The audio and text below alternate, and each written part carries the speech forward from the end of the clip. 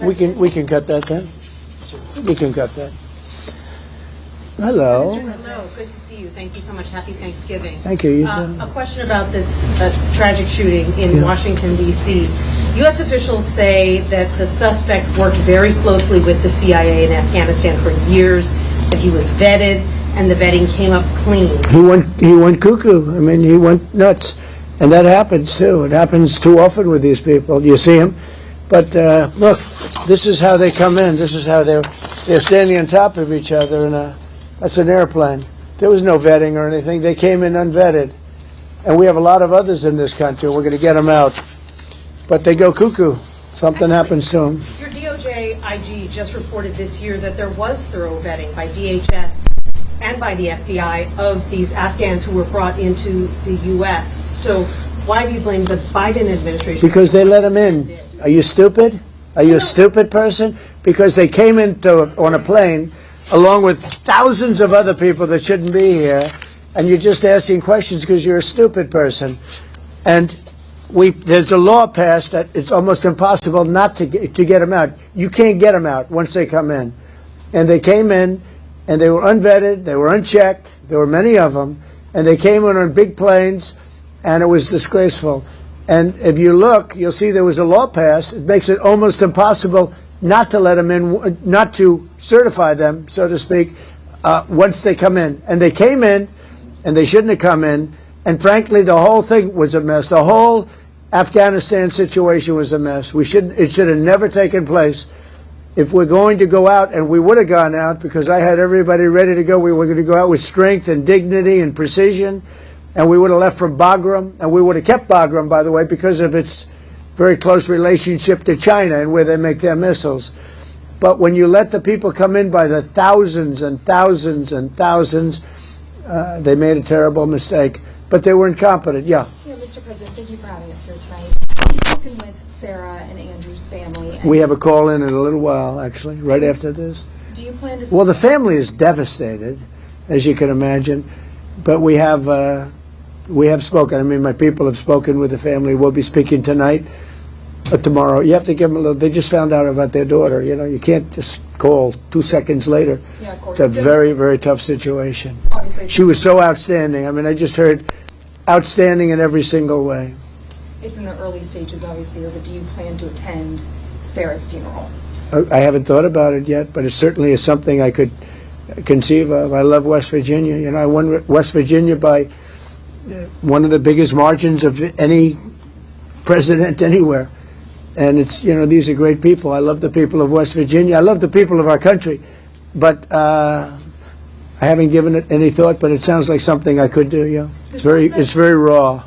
Yeah, of course. The suspect does have a wife and 5 children who live in Washington. Do you plan to deport them? The suspect has? The suspect? Well, we're looking at that right now. We're looking at the whole situation with family. It's a tragic situation. Yeah, Jeff? Mr. President, are there any changes you want to make to improve safety for National Guardsmen who are being sent into these cities? No, just I want to have more. As you know, we're sending 500 more. We had very little crime in Washington now for, you know, many months. Record-setting low crime, and this happened. And I don't know how you put this on the scale of that. This is sort of different. This is a terrorism threat, and this was done because they're so effective. If they weren't effective, you probably wouldn't have had this done. But this was done because the National Guard has been so effective. You know, you went from having a tremendous amount of crime and death, killing, everything else, to having none. And this happened, I assume, because it was so effective. And maybe this man was upset because he couldn't practice crime. Who knows what his motivation was? But what he did was horrible. And you've made changes for Afghanis' ability to apply for asylum. Do you blame all Afghans for this one man's not mistake? No, but we've had a lot of problems with Afghans because they had a lot of them coming in on these planes. Again, I show you this picture. We had a lot of them coming in on these planes that are, look at them. There was no check-in. They just poured into the plane. And many of these people are criminals. Many of these people are people that shouldn't be here. And many of them have been gotten out. I mean, we've gotten out a lot of the people that, you know, we've taken a lot of them out of here. many But they are here came in, legally, right? yeah, I know, the old story. Many are wonderful, yeah, I'm sure. I said many are here legally, though. What should they think in terms of their prospects? Well, they can't be happy, okay? They can't be happy.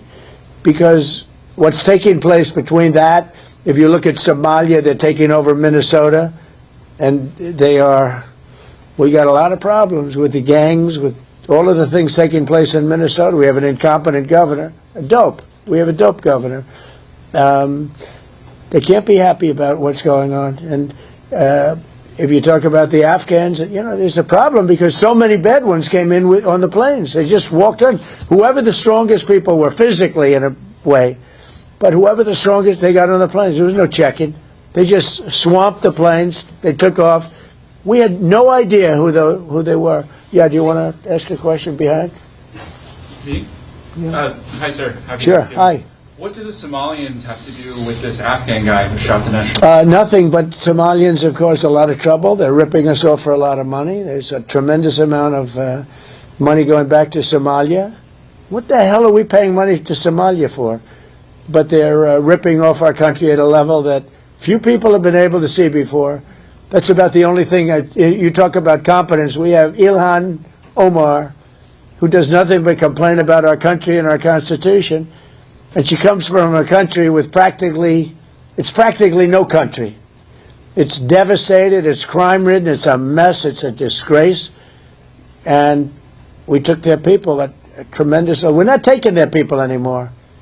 We're not taking their people. And we're getting a lot of their people out because they're nothing but trouble. Okay, thank you very much, everybody. Go ahead. I have a question about this asylum claim that is being floated. Of course, you just detailed that this suspect was flown in under the Biden administration. Yeah. But was he granted asylum under your administration? When it comes to asylum, when they're flown in, it's very hard to get them out. No matter how you want to do it, it's very hard to get them out.